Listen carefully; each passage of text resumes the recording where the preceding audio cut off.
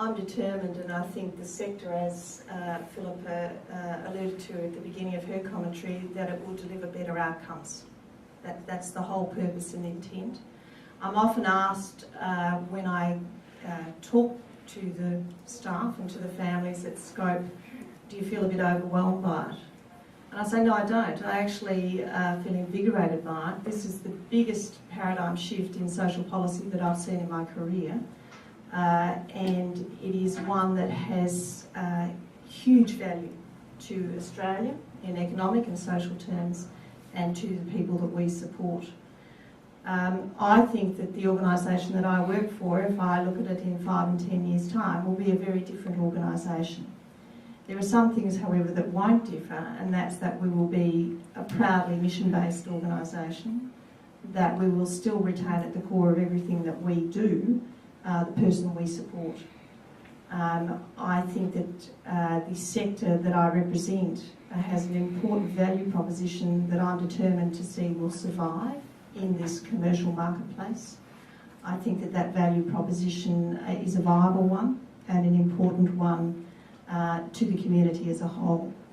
But I think the organisation will change. We've seen ourselves shift from a block-funded organisation to here in Victoria, individualised support packages, to now what I hope and anticipate will be real choice. I think we are actually building a system. I hearken to Liz Manning's and Liz Cairns' comments around how we know what it will cost going forward. We're actually building that. That has been built in other sectors. If you look at all of the modelling that's been done on chronic disease management, if you look at the modelling that's been done in the Traffic Accident Commission. So we are actually building going forward. We have a strong foundation, but we are building something quite different in my view. Thank you, Jennifer, and I know you have to go, so many thanks for making the time to come down to us today. If everyone could just thank Jennifer Fitzgerald, the Chief Executive Officer from Scope. Thank you very much. We'll just go to the other panel members for comments, and I guess, Liz Cairns, for you, the next 3 years, there's all eyes on you in many ways. You know, what are you anticipating? Look, the next 3 years, really, I have described it as a learning lab. It is a learning lab. I'm under no assumptions that what we're doing, how we're structured, the legislation, the assessment protocols that we will have on day one will bear any resemblance, I suspect, to what we have at the end of 3 years, and neither should they. But they are a place to start. There's been a lot of consultation to get to that point of development of all of those things, but they will need to be tested out. I would also like to think and do believe that at the end of the 3 years, certainly in the launch sites, people with disabilities will truly have more choice and control than they have now. That will require a significant investment in sector development, and I use the word sector very broadly in terms of building that capability and capacity. Thanks, Liz, and thanks again for being able to come to us today at very short notice. Liz Manning, what are you going to be watching, I guess, as disability care comes in over the coming years?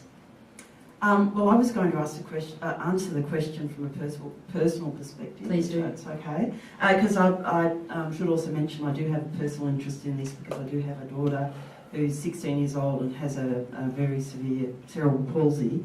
And for me, what I will be watching is that the things that we're hearing do happen, because I think there's a huge amount of good stuff going on and some terrifically good intentions and some good minds behind all of this. And I'm very hopeful that that will make all the difference for all people with disability. I guess, so I have my personal experience has both informed and motivated me with some of my research here at Deakin.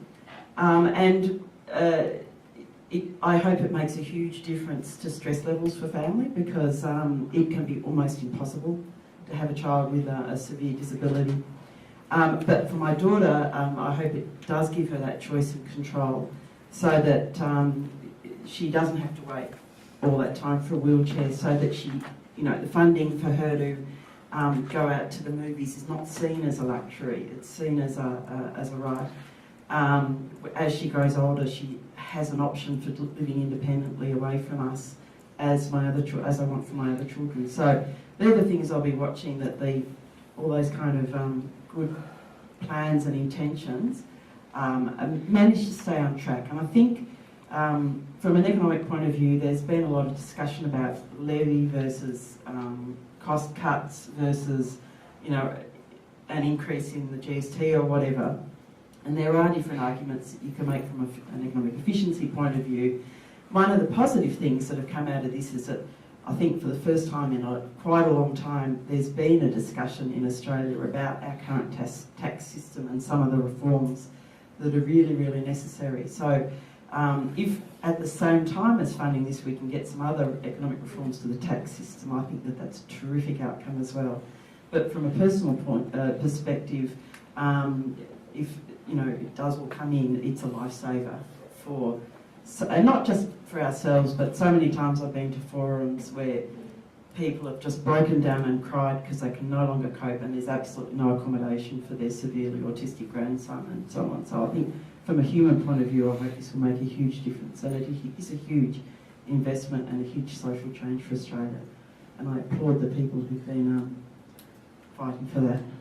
And one of those people, Philippa Angley, I guess it's been a long, long battle in many ways, but often when you get to this point, there's still a lot more work to do. So what will NDS be focusing on over the coming years? There is a lot more work to do.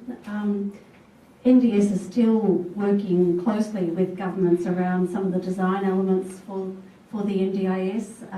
We have the legislation, we've seen draft rules.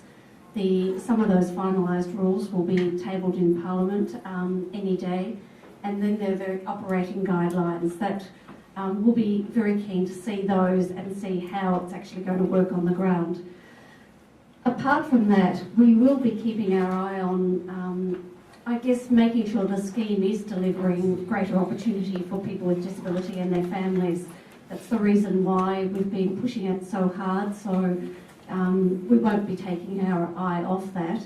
How we might measure that is going to be one of the interesting things, I think, for the Disability Care Australia, but also service providers, also people with disability themselves, about how they might, measure whether or not this significant investment in disability is actually making an enormous difference. We hope it will.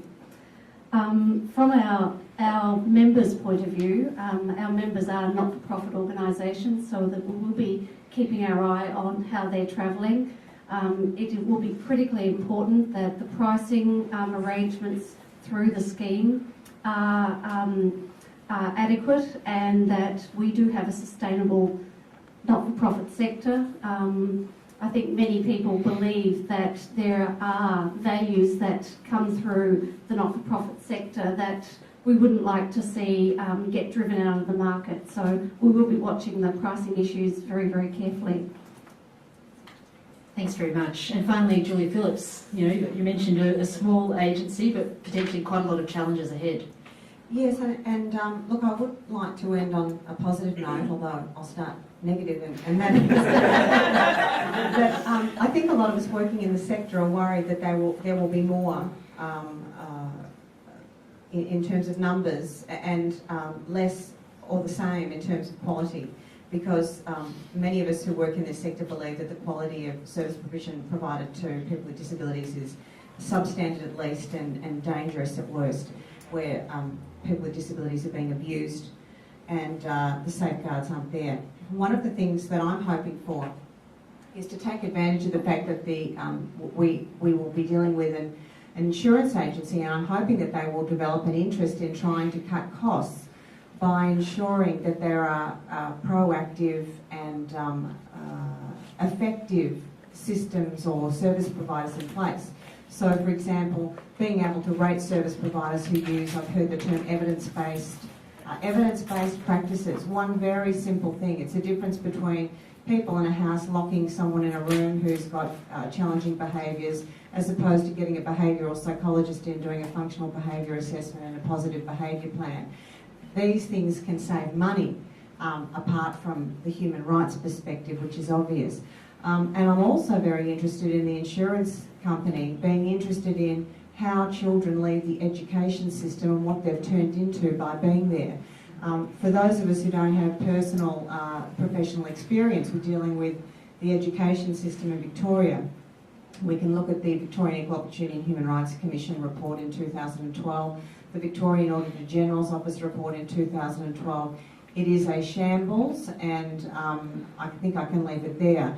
But what we're doing is we're churning out people with disabilities who could learn, who leave without the skills to do much at all and go straight into DHS, when instead they could have got a job had they learned to read and write, which they were quite capable of doing so in the first place, or if they weren't taped to a chair or restrained in a cage and then developed such traumatic psychological problems that they're never going to be the same again.